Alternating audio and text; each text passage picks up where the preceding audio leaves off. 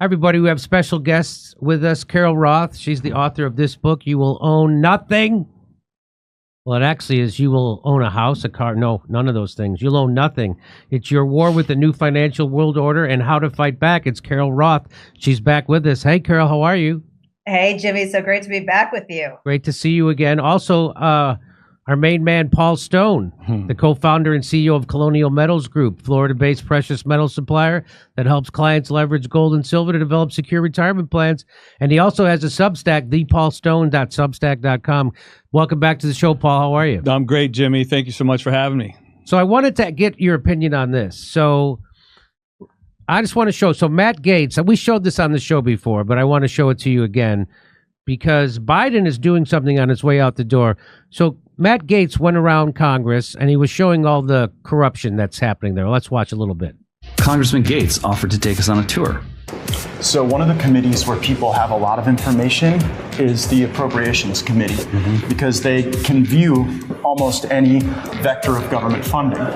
And so, this is Mr. Rutherford's office. He's on the Ethics Committee and the Appropriations Committee. 152 stock trades. Stocks go through the roof. And, actually bought Raytheon stock the day that Russia invaded Ukraine. Yeah, that's a big one. Yeah, imagine if every American could make money off of war. Yeah, setting aside the whole shame and ethics questions. How many more on our hit list here?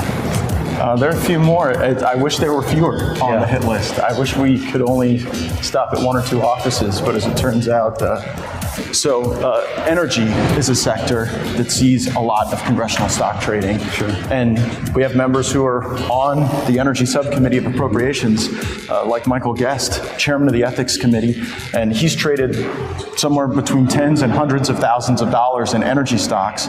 He's been buying online gaming stocks and just making a killing on them. So you would think that the people that were on the Ethics Committee would be your best allies in this fight, but indeed they're some of the most prolific traders. And not only trading, but in the case of Mr. Guest, trading in an area where he has access to energy information more so than almost any other American.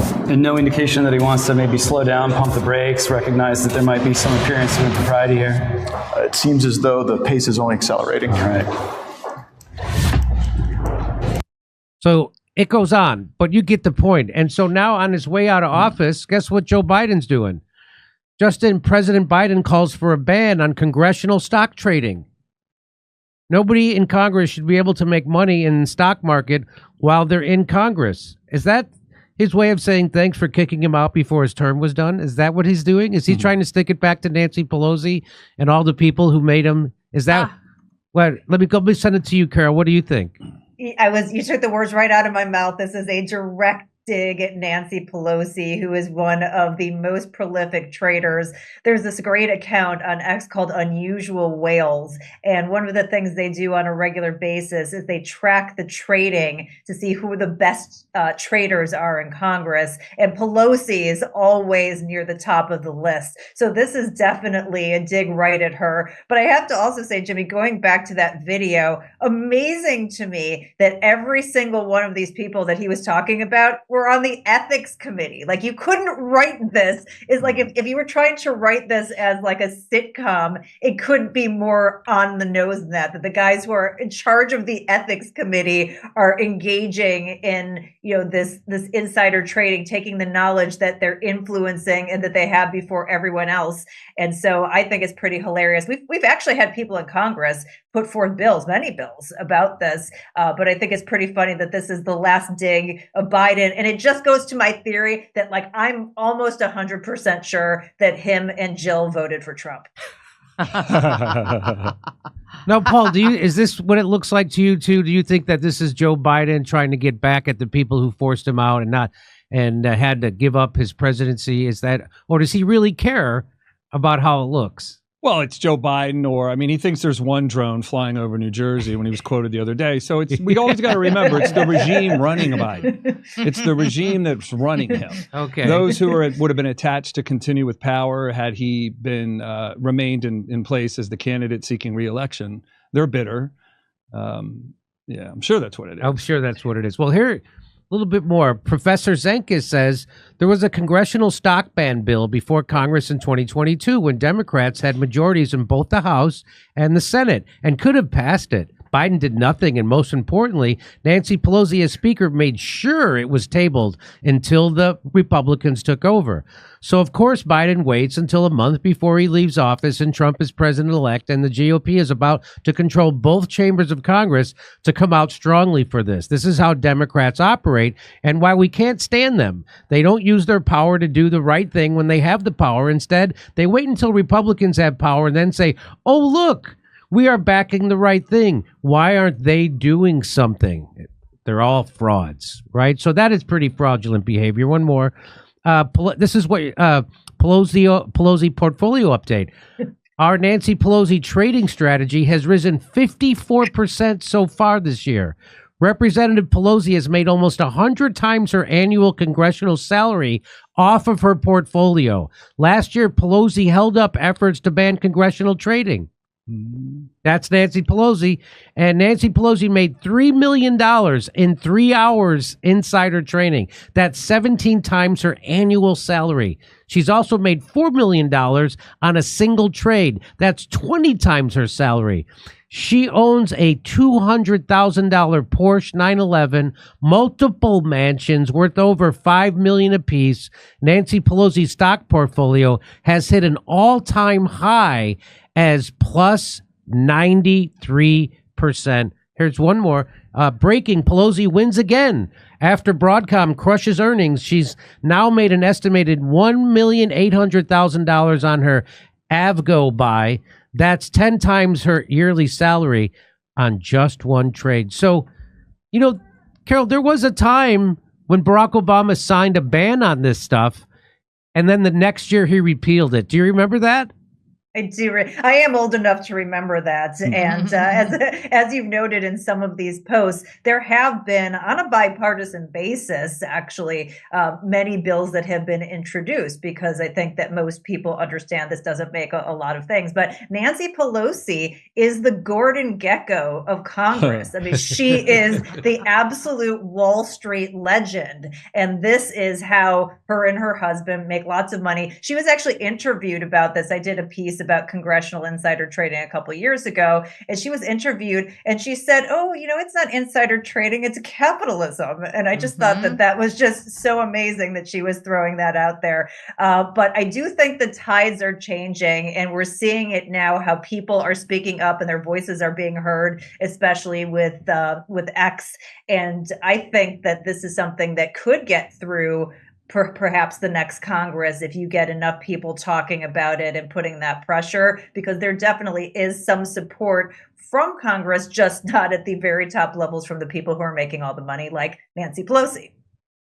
Well, don't you think that this would lower confidence, Paul, in people's just in general investing in the stock market if they see the people running government manipulating it like this? I think you broaden out just a little and you look at how it's just another very powerful example that those in Washington have no cares for us out on Main Street. They're never thinking about us. They're always thinking about themselves. And when they see, people becoming extraordinarily wealthy over the last 10, 15 years from all the money printing to save our economy from the devastation of 2008, they want a part of that. They probably think like peons. And those are the lobbyists whispering in their ears from Monday through Friday. American citizens aren't camped out in D.C. whispering in their ears for what we need, because we're at work out here in the real world. And so it's just another really, really strong example that as people sit back in their lazy boys and they watch the news and they're angry about the headlines they see or they're confused, just recognize nothing inside Washington will change Washington. And it's not a swamp. A long time ago, it was a swamp, and they drained that. Concrete and steel is what makes up Washington today. It will take a wrecking ball, not pulling a plug. There's nothing that's liquid in Washington. It's all hardened steel and concrete. That regime, that beast of a bureaucracy, cares only for itself. It feeds on itself, and it thinks we're the enemy. And I think it's a different different set of rules is Yeah. really what's frustrating to people, because if people on Main Street, if you worked in a company and you knew what was going on and you were able to trade with the same level of information, I don't think people would have so many issues with it. But the fact of the matter is, this is something that is illegal for everybody else, everyone on Wall Street, everyone on Main Street, and somehow Congress is exempt, just like they're exempt from everything else. They're supposed to be representatives, they're supposed to be public servants, but the only thing they're serving is their own interests. Yep. Well, here it is. Hawley introduces the Pelosi Act. Hey, congratulations, Nancy. You finally have a bill named after you. Yeah, finally. Congratulations. It bans lawmakers from trading stocks. Like that was introduced way back in January 23. And here's what our good friend Glenn with two N's Greenwald has to say about it. It's a textbook example of Washington theater. Let's hear what he says. What's more interesting than the fact that the amendment failed, and it doesn't mean the bill is never going to pass, it still could pass as a standalone bill, is exactly what happened, which in particular, the Democrats, every Democrat except one on the Senate Judiciary Committee voted no. The Democrats are a majority. As a result, the fact that they all voted no, except for Senator John Ossoff of Georgia, who voted yes, voted in favor of Senator Hawley's proposed ban, meant that as long as they got one or two Republican no votes, the amendment from Senator Hawley was going to fail. So here you see every Democrat, Senator Durbin, Feinstein, White House, Klobuchar, Blumenthal, Hirono, Cory Booker, all of them just voting no. And then John Cornyn and Tom Tillis, the Republican from Texas, the Republican from North Carolina, joined those Democrats in voting no. And that right there, you see it on the screen, that formed a majority of no votes that ensured that Senator Hawley's amendment was going to fail. As soon as it became obvious that there were enough no votes to ensure failure, that was when all these brave Republicans stepped up to vote yes, knowing that there was no chance that it could actually succeed. So you here have Lindsey Graham, Chuck Grassley, Mike Lee, Ted Cruz, Senator Hawley, Senator Cotton, Kennedy, Marsha Blackburn, and then joined by John Ossoff. Now, some of these people are actual, genuine supporters of this ban. That obviously includes Senator Hawley, it includes Senator Ossoff. But what so often is done is so much of this is theater, where you get very safe senators from very safe blue states who are never going to be primary challenged by the Democratic Party. They don't primary challenge anybody. And who are in states where their seats are very safe. So they can vote no on anything, including something as popular as banning members of Congress from profiteering off stock trading. And then once it's safely defeated, other people who aren't quite as safe in their seats can come up and pretend to vote yes, pretend to support it, knowing that in reality its failure is already guaranteed. That's exactly what happened here. So it's all theater. And, I try to say that we're really run by a cabal of billionaires in the West. And people say, oh, really, Jim, you think they have secret meetings? And I'm like, no, it's called a session of Congress. Yeah. When they have a session of Congress, do you really think they're in there doing the bidding of workers and students and the retired people and the infirmed and sick? No, they're in there doing the bidding for themselves and their corporate masters, right? So, Carol, do you think this will ever you think we'll ever go back to that one brief shining moment when this was outlawed and that we could have some integrity back to the stock trading in America? Well, it's funny that you said that about Congress. I always call Congress a place where they legally launder money and perform political theater, and that's what they've been doing for a long time.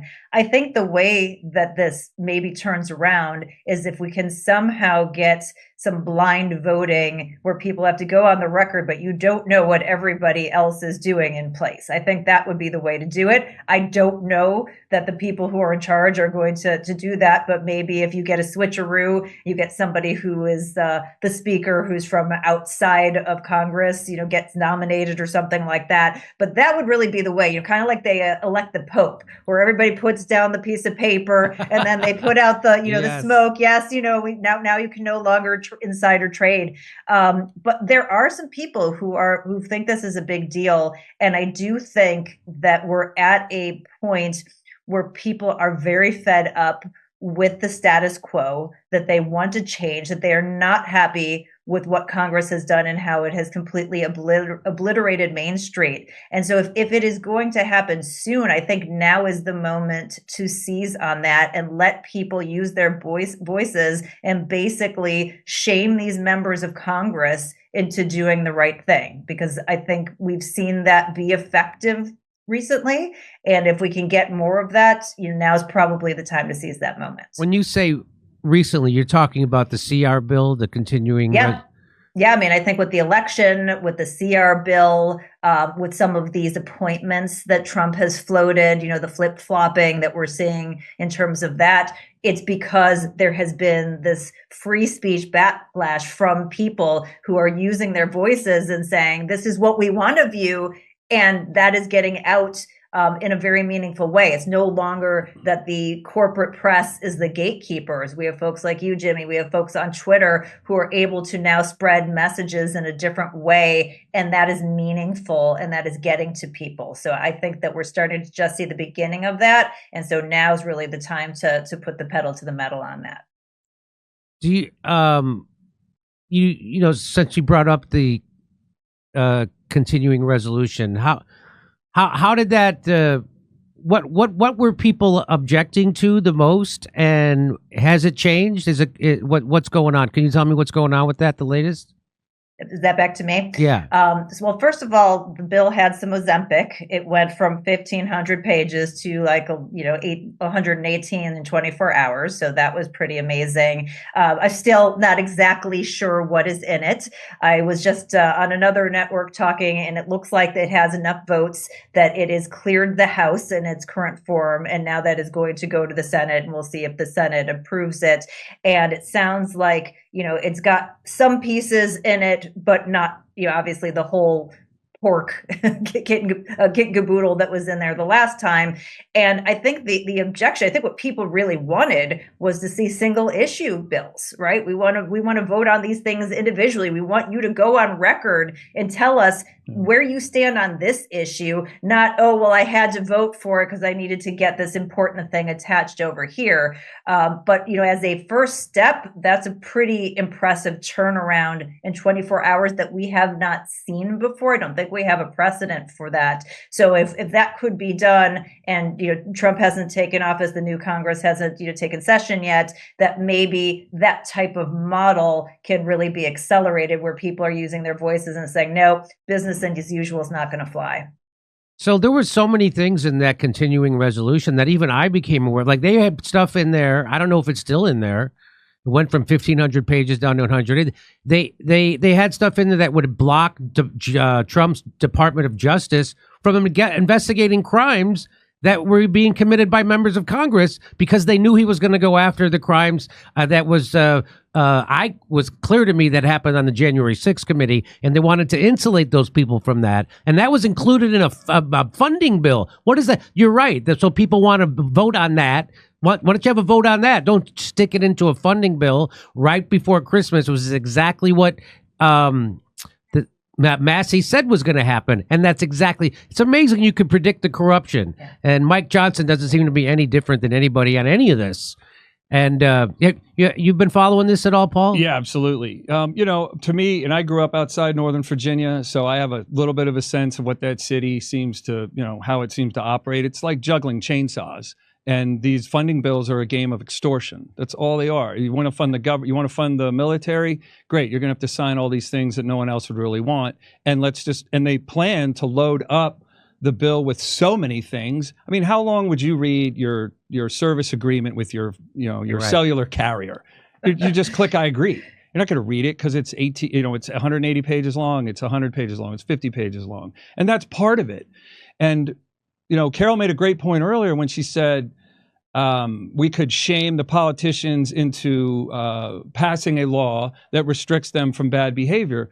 But deeper than that is all of the people, not every single one of them, but the overwhelming majority of the people are already bad people. You're not going to wag the badness out of their characters. We would have to look at how we re-engineer the election process. We would have to look at what we can change as people ourselves.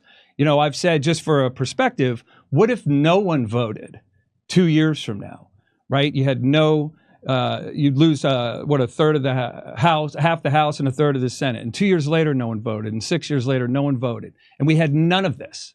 It's just for a perspective to understand that the choices that come to us on the ballot are rarely ever good because they're the same kind of people they're replacing. And I don't mean to assault anyone's character, but if we just look plainly at the track record of what we've been getting for 20, 30, 40 years, it's the same thing.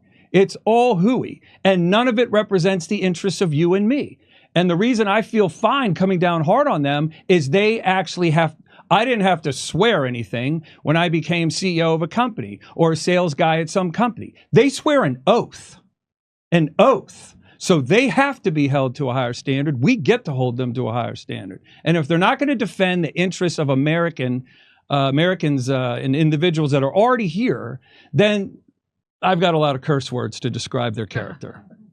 I certainly do too. Well, good for Joe Biden. He's given so many fingers on his way out the door. I didn't know he had so many. We should just kind of compliment him for having the physical acuity to hold up a finger, I guess.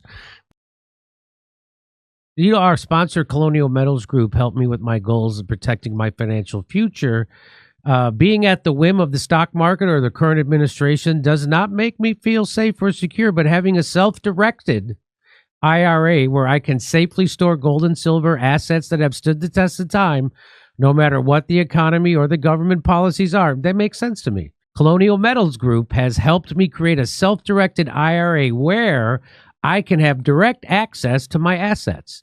Let the team of experts at Colonial Metals Group help you protect your family's future. Their level of professionalism and ability to listen make it easy for you to learn everything you need to know about preserving all you've worked for. Maybe you're just getting started, or maybe you're already in a 401k or an IRA, or you're thinking about your parents' retirement. Regardless, Colonial Metals Group can help. We put together a special offer for our audience. Click now on the link in the description below or call our special 800 number. You can receive a safe and up to $7,500 in free silver. So go to colonialmetalsgroup.com/Jimmy-Dore-show or call 888-910-1419. That's colonialmetalsgroup.com/Jimmy-Dore-show or 888-910-1419.